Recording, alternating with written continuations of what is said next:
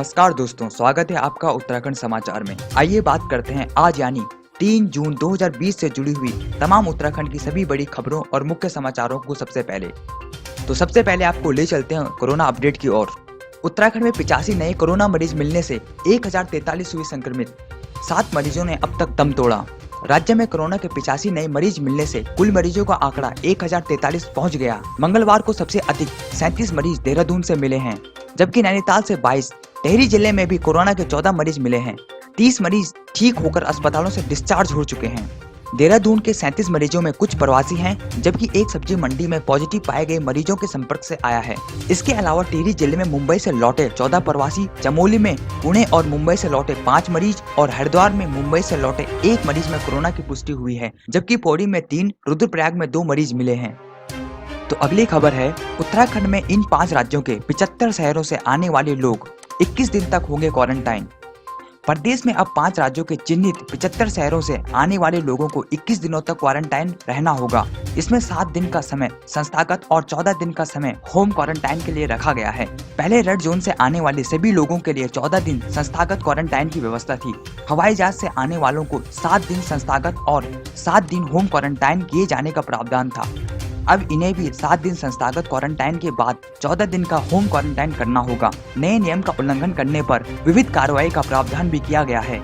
इन 75 शहरों के अलावा अन्य शहरों से आने वालों को अनिवार्य रूप से 14 दिनों के लिए होम क्वारंटाइन रहना होगा। यदि क्वारंटाइन में रहने वाले किसी व्यक्ति का सैंपल लिया गया है तो उसे 10 दिन तक का इंतजार करना होगा। 10 दिनों के भीतर सैंपल की रिपोर्ट नहीं आती और व्यक्ति में कोई लक्षण नहीं नजर आते तो उसे भी होम क्वारंटाइन के लिए भेज दिया जाएगा।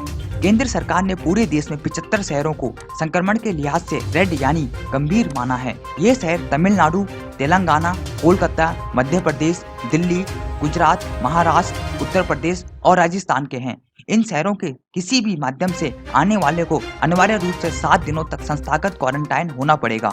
यह यात्रियों पर है कि सरकारी व्यवस्थाओं में रहे या स्वयं के खर्च पर रहे। इन्हें होम क्वारंटाइन भेजने से पहले एक शपथ पत्र भरवाया जाएगा, जिसमें क्या करना और क्या नहीं करना इसके बारे में जानकारी दी जाएगी। इन सभी को सरकारी पोर्टल में भी रजिस्टर कराना अनिवार्य होगा। किसी भी नियम का उल्लंघन करने पर इनके खिलाफ सख्त विविध कार्रवाई की जाएगी। यदि किसी ने अभी 7 दिन से अधिक का क्वारंटाइन अवधि पूरी कर ली है और उनमें कोई लक्षण नहीं है तो उन्हें तुरंत डिस्चार्ज कर दिया जाएगा। हालांकि उसके स्वास्थ्य पर 14 दिनों तक होम क्वारंटाइन के दौरान नजर रखी जाएगी। वहीं शासकीय प्रवक्ता मदन कौशिक ने कहा है कि यदि कोई कामगार या मजदूर राज्य में वापस कामकाज के लिए लौटना चाहता है तो उसे सिर्फ 7 दिन ही क्वारंटाइन रहना पड़ेगा। सरकार इन 7 दिनों की भरपाई भी करेगी। मंगलवार को डिजिटल माध्यम से लोगों के प्रश्नों का जवाब देते हुए मदन कौशिक ने कहा, अभी भारत सरकार की गाइडलाइंस के मुताबिक सभी लोगों के लिए दूसरे राज्य में जाने पर 14 दिन का क्वारंटाइन मानक लागू है, लेकिन राज्य सरकार बाहर से लौट रहे मजदूरों के मामले में इस अवधि को 7 दिन करने जा रही है। इन 7 दिनों के नुकसान की भरपाई भी सरकार द्वारा की जाएगी। अगली खबर है, क्वारंटाइन सेंटर को लेकर हाईकोर्ट ने सरकार को लगाई फटकार। प्रधानों को बजट उपलब्ध कराने के निर्देश। हाईकोर्ट ने जिला विधिक सेवा प्राधिकरणों के क्वारंटाइन सेंटरों के निरीक्षण रिपोर्ट का संज्ञान लिया। रिपोर्ट में ग्रामीण क्षेत्रों के क्वारंटाइन सेंटर की बदहाली, साफ सफाई की समुचित प्रबंध न होना और उचित व्यवस्था न होने पर कोर्ट ने सरकार को कड़ी फटकार लगाई है। मामले में कोर्ट ने राज्य सरकारों को आदेशित किया है 4 मई 2020 को जारी शासनादेश के अनुपालन में जिला अधिकारियों के माध्यम से समस्त ग्राम प्रधानों को पर्याप्त धनराशि उपलब्ध कराएं, जिससे सेंटर की व्यवस्था को सुचारू बनाया जा सके। कोर्ट ने तुरंत स्थिति सुधार पर रिपोर्ट फाइल करने के लिए कहा। साथ ही रिपोर्ट की प्रति सचिव स्वास्थ्य को उपलब्ध कराते हुए उन्हें आदेश दिया कि रिपोर्ट में अंकित की गई कमियों पर सुधार करते हुए प्रगति व्याख्या कोर्ट में अगली तिथि तक दायर की जाए। तो अगली खबर है, मौसम और लॉकडाउन ने पहाड़ी फल उत्पादकों की तोड़ी कमर। रामनगर में 20 करोड़ की लीची का कारोबार चौपट। बेमौसम आंधी पानी और लॉकडाउन के कारण इस बार कुमाऊं में रामनगर की लीची, आम और पहाड़ी फल, आड़ू, पोलम, खुबानी को खासा नुकसान हुआ है। सिर्फ रामनगर में आम और लीची का कारोबार तकरीबन 1 अरब का होता रहा है। पहले आंधी पानी के कारण फसल बर्बाद हुई, जबकि लॉकडाउन होने से देख रेख के लिए कुशल श्रमिकों के न पहुंचने से तकरीबन 70% लीची की फसल बेकार हो गई है। जो पैदावार हुई भी है वह कम रसीली और अपेक्षाकृत छोटी है। एक अनुमान के मुताबिक करीब 20 करोड़ की रामनगर में लीची का कारोबार प्रभावित हुआ है। पिथौरागढ़, अल्मोड़ा, बागेश्वर, चंपावत में भी आंधी व ओलावृष्टि के कारण पहाड़ी फलों का उत्पादन प्रभावित हुआ है। तो अगली खबर मौसम विभाग से है। उत्तराखंड में 21 जून के आसपास दस्तक दे सकता है मानसून, सामान्य से ज्यादा बारिश होगी। उत्तराखंड में इस साल मानसून सीजन में बारिश सामान्य से ज्यादा हो सकती है। केरल में मानसून की दस्तक देने के बाद मौसम विभाग ने इसकी संभावना जताई है। प्रदेश में मानसून 21 जून के आसपास दस्तक दे सकता है। अमूमन 1 जून को केरल में दस्तक देने के बाद उत्तराखंड पहुँचने में मानसून को 21 दिन लगते हैं। इस वर्ष केरल मानसून अपने सही समय पर पहुंचा है। ऐसे में अगर बीच में सिस्टम प्रभावित नहीं हुआ तो उत्तराखंड में भी 21 जून के आसपास मानसून पहुंच जाएगा।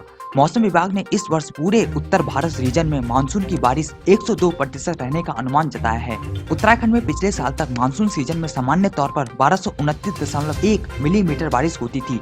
इस वर्ष सामान्य बारिश 1191 मिलीमीटर तय की गई है। तो अगली खबर है, यूजीसी ने सभी विश्वविद्यालयों को भेजा पत्र, कहा छात्रों पर फीस के लिए दबाव न बनाएं। लॉकडाउन के दौरान छात्रों पर फीस जमा कराने का दबाव बनाने वाले संस्थानों को विश्वविद्यालय अनुदान आयोग यानी यूजीसी ने पत्र भेजा है। यूजीसी ने कहा है कि ऐसे संस्थान इस मुश्किल समय में छात्रों के साथ सख्ती न बरतें, इसके बजाय वह सहानुभूति रखें। यूजीसी ने विश्वविद्यालयों और कॉलेजों से कहा है कि वे छात्रों को तुरंत फीस देने के लिए बाध्य न करें और व्यक्तिगत मामलों को सहानुभूति पूर्वक देखें। वहीं अब नाम के आगे विवि नहीं लिख सकेंगे डीम्ड संस्थान। यूजीसी ने देश भर के सभी 127 डीम्ड संस्थानों को नोटिस जारी किया है। इसमें साफ तौर पर कहा गया है कि वह अपने नाम के साथ विश्वविद्यालय शब्द का इस्तेमाल न करें। यदि ऐसा करते हैं तो उनके खिलाफ कार्रवाई की जाएगी। इसमें उत्तराखंड के 3 संस्थान भी शामिल हैं। अभी तक ग्राफिक एरा डीम्ड संस्थान, FRI और गुरुकुल कांगड़ी विश्वविद्यालय हरिद्वार अपने नाम के आगे विवि शब्द का प्रयोग करते थे। इन्हें डीम्ड टू बी यूनिवर्सिटी घोषित किया जा चुका है। यूजीसी ने यह व्यवस्था सुप्रीम कोर्ट के एक आदेश के बाद शुरू की है। अगली खबर मौसम विभाग से है। 2 हफ्ते में दूसरा तूफान, कल महाराष्ट्र से टकराएगा निसर्ग तूफान। 100 किलोमीटर प्रति घंटे रफ्तार से हवा चलने और 6 फीट ऊंची लहर उठने की आशंका। चक्रवाती तूफान निसर्ग बुधवार को महाराष्ट्र से टकराएगा। मौसम विभाग के मुताबिक मुंबई से 94 किलोमीटर दूर अलीबाग के तटों से इसके टकराने के आसार हैं।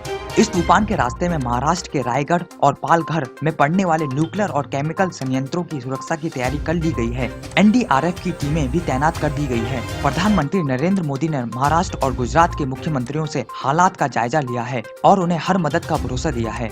मौसम विभाग ने कहा कि अगले 12 घंटे तक मुंबई में भारी बारिश की आशंका है। इस दौरान हवा की रफ्तार 100 किलोमीटर प्रति घंटे तक पहुंच सकती है। समुद्र में 6 फीट की लहरें उठने की आशंका है। इसके चलते तटीय इलाकों में करीब 10,000 लोगों को सुरक्षित जगहों पर पहुंचाया गया है। इसमें कोरोना पेशेंट भी शामिल है। मुंबई के अलावा थाने, पालघर, रायगढ़, रात्रिगिरी और सिंधुदुर्ग में अलर्ट जारी किया गया है। तो अगली खबर है, ट्रंप ने मोदी को फोन पर G7 समिट में आने का न्योता दिया। दोनों के बीच भारत चीन सीमा विवाद और अमेरिका में हिंसा पर भी चर्चा। प्रधानमंत्री नरेंद्र मोदी और अमेरिका के राष्ट्रपति डोनाल्ड ट्रंप के बीच मंगलवार को फोन पर चर्चा हुई।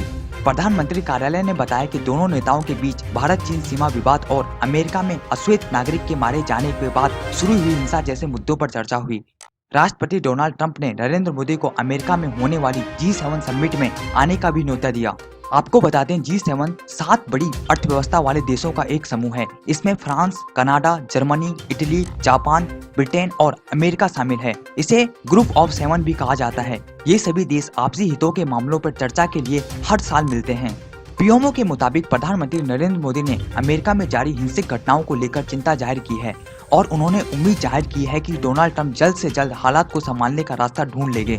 दोनों नेताओं के बीच कोरोना वायरस संकट, भारत चीन सीमा विवाद और वर्ल्ड हेल्थ ऑर्गेनाइजेशन में सुधारों को लेकर भी चर्चा हुई।